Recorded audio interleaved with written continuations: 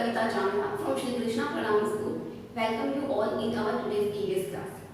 In our previous lecture we studied about plants and I hope कि आप वो lecture देख चुके हैं, बट अगर आपने वो लेक्चर नहीं देखे हैं तो आप डिस्क्रिप्शन में दिए गए लिंक पर क्लिक करके देख सकते हैं.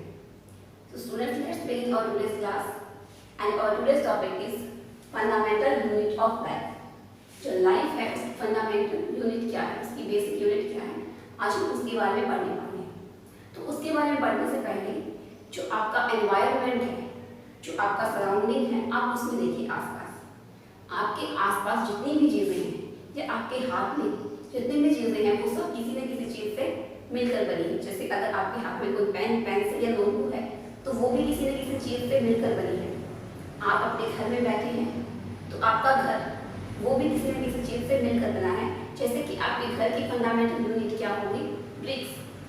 तो उसी तरह से जो सभी लिविंग ऑर्गेनिज्म हैं वो किससे मिलकर बने हैं, सेल से. All living organism are made up of cell. जो सभी लिविंग ऑर्गेनिज्म हैं वो सेल से मिलकर बने हैं. बट कुछ ऑर्गेनिज्म ऐसे हैं जिनके अंदर सिंगल सेल प्रेजेंट होते हैं और कुछ ऑर्गेनिज्म ऐसे होते हैं जिनके अंदर more than one cell present होती है. So on the basis of number of cells in an organism, we can categorize the organism into two types. जो organism हैं उनके अंदर number of cells के बेस पे हम उन्हें two types में categorize कर सकते हैं. First is unicellular and the second is multicellular.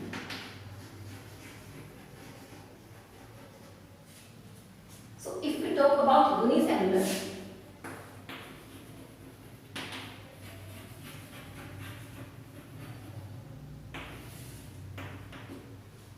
an organism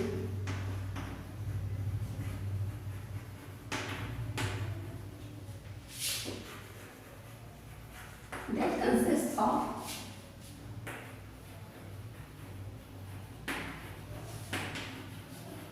single cell, वो ऑर्गेनिज्म जिसके अंदर सिंगल सेल प्रेजेंट होती है, मीन्स कि जिसके अंदर ओनली वन सेल प्रेजेंट होती है, वो क्या होंगे, यूनिसेलुलर. और हमें इस नेम से पता चला है यूनी का मीन क्या होता है, वन. तो यूनिसेलुलर ऑर्गेनिज्म में कितनी सेल प्रेजेंट होगी, सिंगल सेल प्रेजेंट होगी. तो यूनिसेलुलर के अंदर सिंगल सेल प्रेजेंट है तो इसका मतलब क्या है कि इसके अंदर टिश्यू, ऑर्गेन या ऑर्गन सिस्टम प्रेजेंट नहीं है. क्योंकि सिंगल सेल प्रेजेंट है तो इसके अंदर जो अलग अलग फंक्शंस परफॉर्म करने का है, जैसे कि इनका फूड लेने का, एक्सक्रीशन का, रेस्पिरेशन के सारे फंक्शंस हैं वो जो सिंगल सेल है वही परफॉर्म करती है. तो इसके लिए कोई भी स्पेसिफिक ऑर्गन नहीं होता स्पेसिफिक फंक्शन के लिए. जो सिंगल सेल ऑर्गेनिज्म है उनका जो सरफेस है वो एनवायरनमेंट के कॉन्टैक्ट में होता है तो उसी से जो है वो अपने सारे फंक्शन परफॉर्म करते हैं. यहाँ पर हम यूनिसेलुलर ऑर्गेनिज्म का एग्जांपल देखते हैं.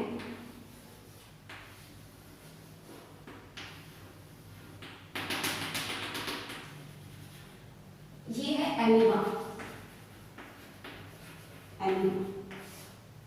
जो एमीबा का सरफेस है वो किसके कांटेक्ट में होता है, एनवायरनमेंट के कांटेक्ट में होता है. तो वो यहीं से जो है अपने सारे फंक्शन परफॉर्म करते हैं, एक्सक्रीशन का, फूड टेकिंग का, रेस्पिरेशन का. तो सारे फंक्शन जो है वो अपने सरफेस से परफॉर्म करते हैं.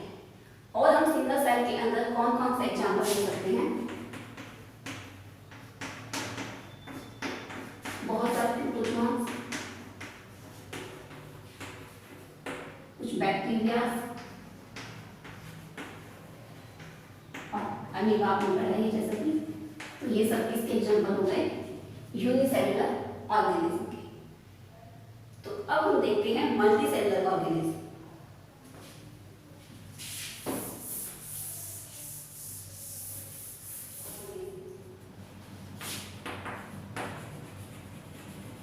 Multicellular organism.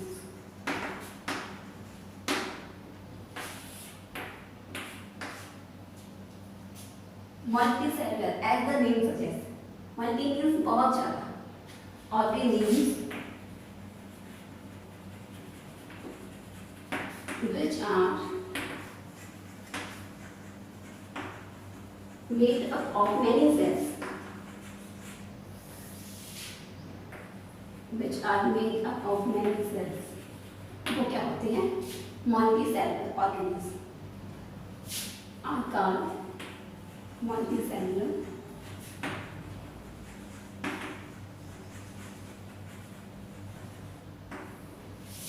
organisms. वो ऑर्गेनिज्म जो कि बहुत सारे सेल से मिलकर बने होते हैं उन्हें क्या बोलते हैं? Multi cellular organisms. इसके एग्जांपल्स हम सब ह्यूमन बीइंग, हम क्या हैं? Multi cellular. Human being, dog, plants, animal. So ये सब क्या है? Multi cellular organism. जो मल्टी सेलुलर ऑर्गेनिज्म है they are more efficient than unicellular organism. वो जो है वो अपने फंक्शंस को ज़रा स्पेसिफिकली परफॉर्म करते हैं. कौन? Multi cellular organism.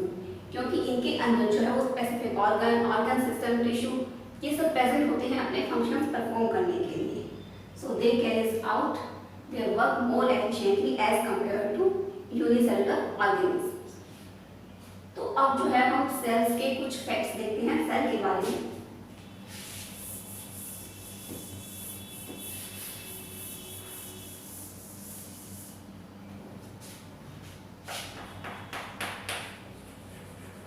Cell was first observe by, सबसे पहले सेल को किसने ऑब्जर्व किया था? Observe by Robert Hooke. सबसे पहले सेल को ऑब्जर्व किया था रॉबर्ट हुक ने. Cell is the fundamental unit of life.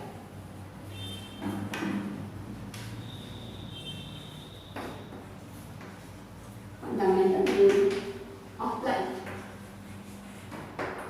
All plants and animals are made up of cells. All plants and animals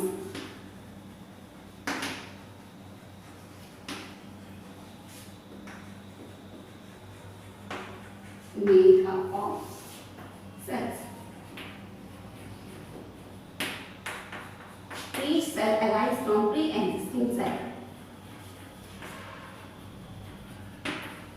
हर एक सेल जो है वो पहले से जो सेल एग्जिस्ट करती है उससे अराइज होती है pre-existing cell. Cell was first observed by Robert Hooke. Cell is the fundamental unit of life. All plants and animals are made up of cells, and each cell arises from pre-existing cell. सबसे पहले cell को observe किया था Robert Hooke ने. Cell हमारी life की fundamental unit है. सभी प्लांट्स और एनिमल्स सेल से मिलकर बने होते हैं और हर एक सेल जो है पहले से जो सेल एग्जिस्ट करती है उससे अराइज होती है. तो जो सभी सेल्स हैं उनके अंदर वो क्या प्रेजेंट होता है? साइटोप्लाज्म प्रेजेंट होता है थ्रू आउट द सेल. तो अब हम सेल की स्ट्रक्चर को देखेंगे. अब हम देखते हैं. So now let's see the structure of cell. हम सेल की स्ट्रक्चर देखते हैं. जो सेल के अंदर हम सबसे पहले देखते हैं ये क्या है? जो आउटर लेयर है सेल की इसे बोलते हैं सेल मेम्ब्रेन. सेल मेम्ब्रेन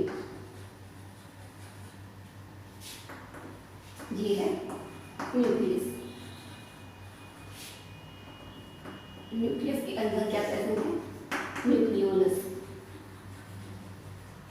जो न्यूक्लियर मेम्ब्रेन से अटैच है वो है एंडोप्लाज्मिक रेटिक्यूलम.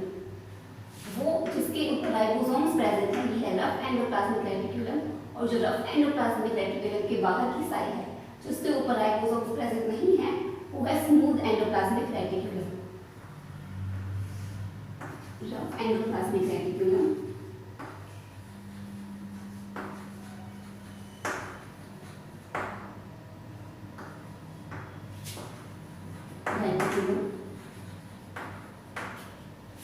और जो रफ एंडोप्लाज्मिक रेटिक्यूलम के बाहर की साइड वो क्या है? Smooth endoplasmic reticulum. Smooth endoplasmic reticulum. Nucleolus, nucleus, rough endoplasmic reticulum, smooth endoplasmic reticulum. जो ये वाले हैं ये क्या है? राइबोसोम्स. These are ribosomes. ये है mitochondria. Mitochondria, these are mitochondria.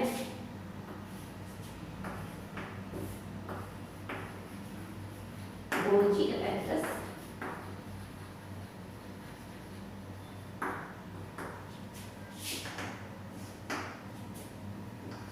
Lysosomes.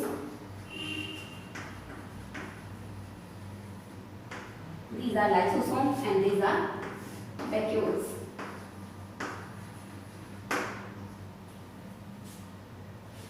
Nucleolus, nucleus, rough endoplasmic reticulum, smooth endoplasmic reticulum, mitochondria, lysosomes, vacuoles throughout the cells. Small vacuoles are present throughout the cell. Vacuoles, ribosomes, mitochondria, Golgi apparatus. तो जो cell है, जो cell की outer layer है, जो cell membrane है, वो क्या होती है? सेमी परमेबल होती है। सेमी परमेबल मीन्स की जो सिलेक्टिव थिंग्स है उनको ही जो है वो एंटर करने देती है अपने अंदर। तो जो सेल मेम्ब्रेन है वो कैसी होती है? सेमी परमेबल होती है। और जो प्लांट सेल है उसके बाहर, सेल मेम्ब्रेन से बाहर भी एक रिजिड सेल वॉल प्रेजेंट होती है, उसको बोलते हैं सेल वॉल बोलते हैं। बट एनिमल सेल के केस में जो है वो सेल वॉल प्रेजेंट नहीं होती, सेल वॉल एब्सेंट होती है। और जो प्लांट सेल है उसके अंदर और क्या प्रेजेंट होते हैं? क्लोरोप्लास्ट प्रेजेंट होते हैं। बट एनिमल सेल में क्लोरोप्लास्ट भी एब्सेंट होते हैं। और प्लांट सेल में क्या होता है कि जो न्यूक्लियस है वो ऑफन जो है वो सेल है उसके एज की साइड प्रेजेंट होता है। बट एनिमल सेल में वो जनरली सेंटर में प्रेजेंट होता है। तो इस तरह से ये जो है वो प्लांट सेल में और एनिमल सेल में डिफरेंस भी हो जाएंगे। तो हमने जो है जो सेल के अंदर जितनी भी जो ये पार्ट्स प्रेजेंट है, जो बॉडीज प्रेजेंट है, उन्हें हम क्या बोलते हैं? Cell organelles. क्या बोलते हैं? इसके अंदर जो बॉडीज प्रेजेंट है उन्हें सेल ऑर्गेनेल्स। तो दीज आर सेल ऑर्गेनेल्स। अब हम सेल, प्लांट की सेल में और एनिमल की सेल में डिफरेंस देखते हैं।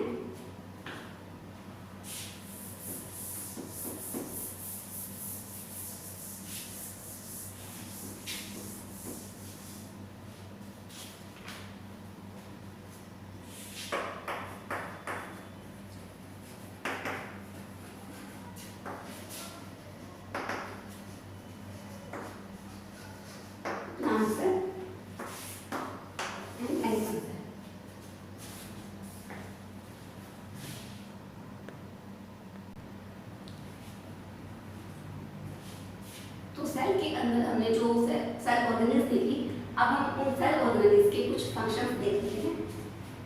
हमें कौन कौन सी सेल ऑर्गेनेल्स देखी?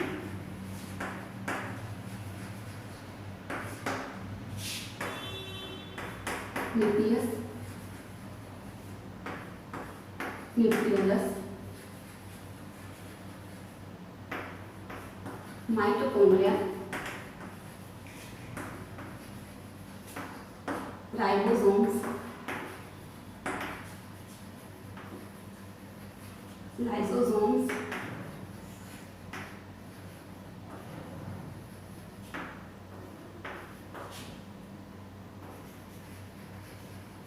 गोल्गी कॉम्प्लेक्स,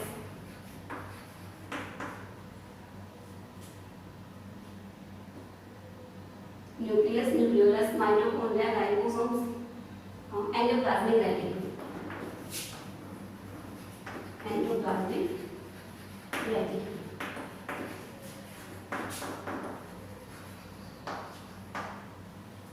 तो ये ऑर्गेनेल्स हमने देखी थी सेल के अंदर। न्यूक्लियस, जो न्यूक्लियस है वो क्या होता है? सेल का सेंटर होता है।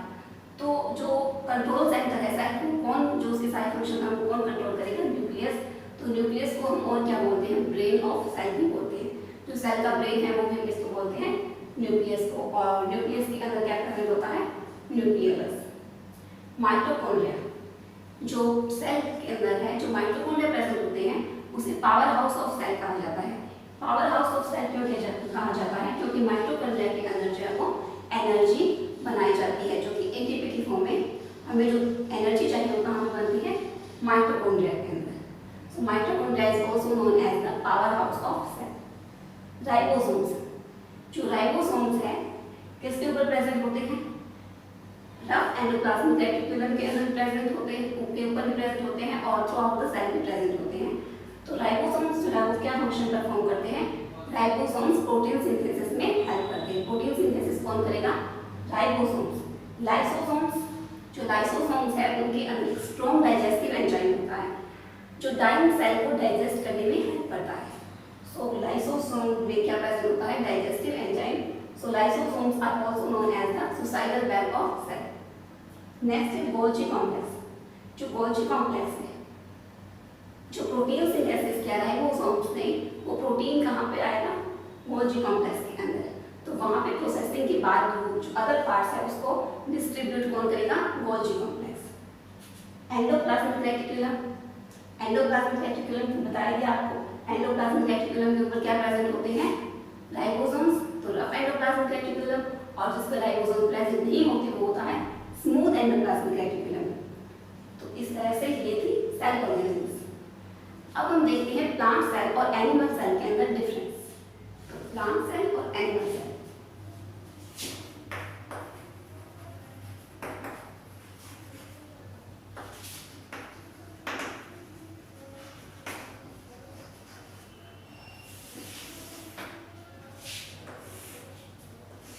here we have plant cell and here we have animal cell. Plant cell, जैसा कि मैंने आपको बताया कि प्लांट सेल के अंदर सेल वॉल प्रेजेंट होती है जो कि किससे बनी होती है? Cell wall made of cellulose. Cell wall किससे बनी होती है? सेलुलोज से। और एनिमल सेल के अंदर जो सेल वॉल है वो क्या होती है? एब्सेंट होती है। Cell wall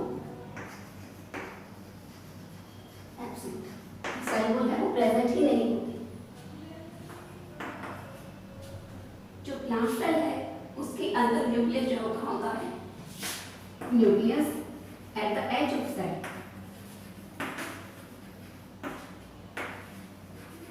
at the edge of cell. जो एनिमल सेल है उसके अंदर न्यूक्लियस कहीं भी होता है but often at the center. Nucleus anywhere but often at the center.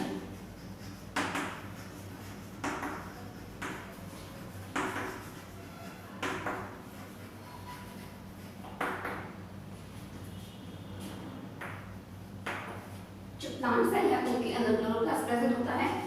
Chloroplast present in many sales.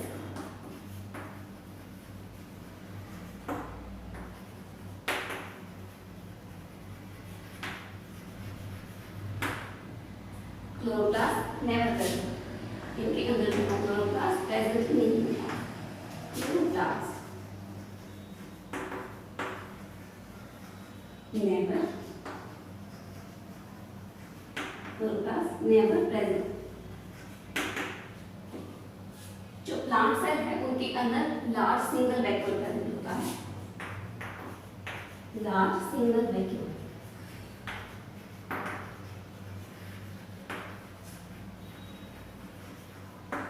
और जो एनिमल सेल है उनके अंदर जो है वो बहुत सारे वैक्यूल्स प्रेजेंट होते हैं, small.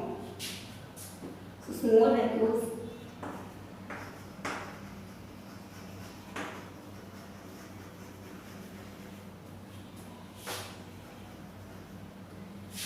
present throughout the cell.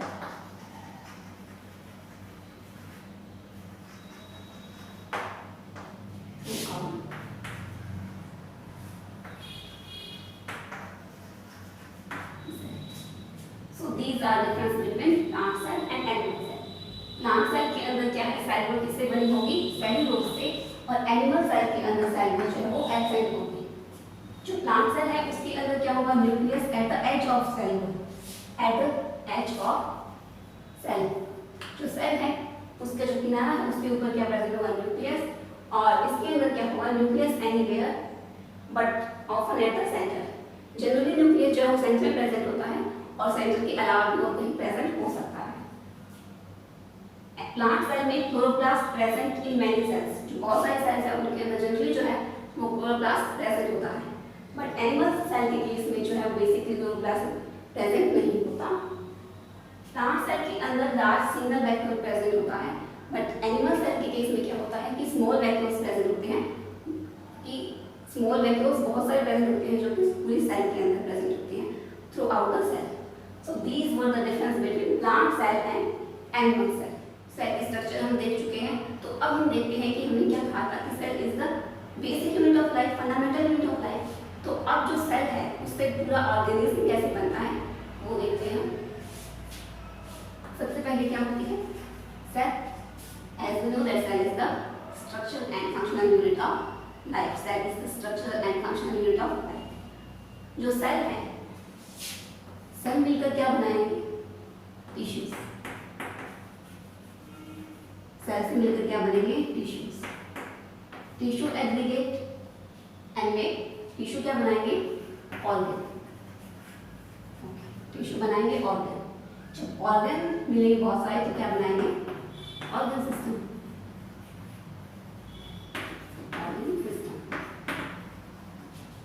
So organ system से क्या बनेंगे? Organism.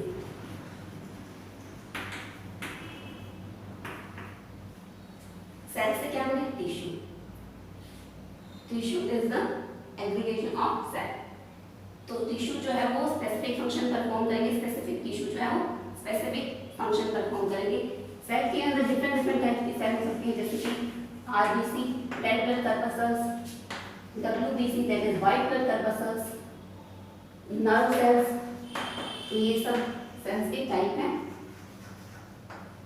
Tissues, connective tissue, epithelial tissue, तो ये सब टिश्यू के एग्जांपल आप देख सकते हैं। कनेक्टिव टिश्यू, एपिथेलियल टिश्यू,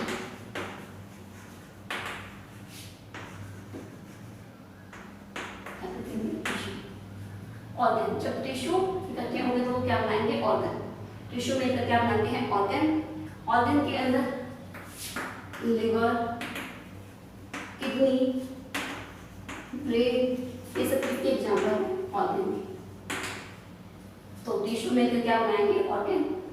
जब ऑर्गन मिलेंगे जैसे कि माउथ और इसोफेगस, स्टमक, तो ये सब मिलकर क्या बनाते हैं? हमारा डाइजेस्टिव सिस्टम। जो ऑर्गन सिस्टम क्या होगा? जब बहुत सारे ऑर्गन्स मिलकर एक स्पेसिफिक फंक्शन परफॉर्म करते हैं तो क्या बनाते हैं? Organ system.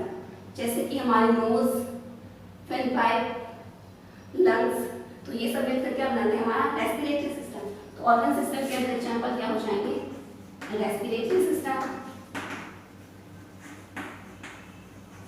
Digestive system, digestive system, nervous system, ये सब किसके एग्जांपल हो जाएंगे? ऑर्गन सिस्टम के। Nervous system. सो जब ऑर्गन सिस्टम मिलेंगे तो वो क्या बनाएंगे? एक लिविंग ऑर्गेनिज्म। जब ऑर्गन सिस्टम मिलेंगे तो क्या बनाएंगे? एक लिविंग ऑर्गेनिज्म। सो सेल से क्या बने? टिश्यूज, टिश्यू से ऑर्गन, ऑर्गन से organ system and then a living organism.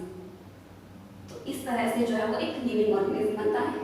अब हम देखते हैं कि एक ऑर्गेनिज्म से पूरा बायोस्फीयर कैसे बनेगा।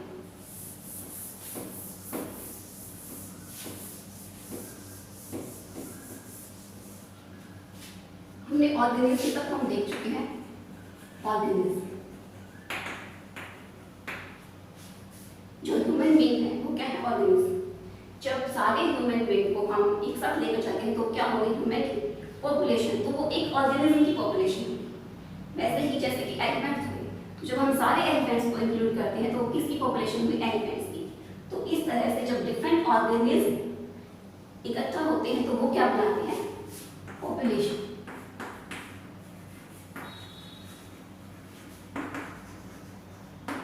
इसी तरह से जब एक पॉपुलेशन, जैसे कि यहाँ पर हमने सिर्फ एक टाइप के ऑर्गेनिज्म की बात की तो वो पॉपुलेशन। जब यहाँ पर डिफरेंट पॉपुलेशन होंगी, जैसे कि डॉग्स की पॉपुलेशन हो गई, एलिफेंट्स की पॉपुलेशन, काउस की पॉपुलेशन, ह्यूमन बीइंग की पॉपुलेशन, तो वो सब मिलकर क्या बनाएंगे? एक कम्युनिटी। वो सब मिलकर क्या बनाएंगे? कम्युनिटी। कम्युनिटी। नेक्स्ट, जब ये सारे ऑर्गेनिज्म पॉपुलेशन मिलकर क्या बनाए? कम्युनिटी। तो जब ये कम्युनिटी जो है वो अपने एनवायरनमेंट के कांटेक्ट में आती है, जो अपने सराउंडिंग है।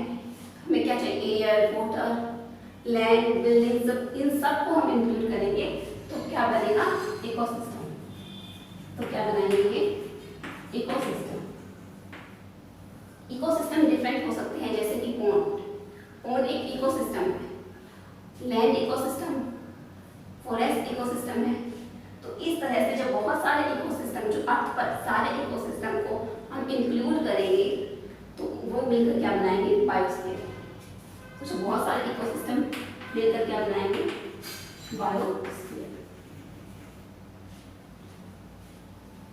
ऑर्गेनिज्म ने मिलकर बनाया पॉपुलेशन, पॉपुलेशन से community, then ecosystem and then biosphere. So this was our today's topic, the fundamental unit of life.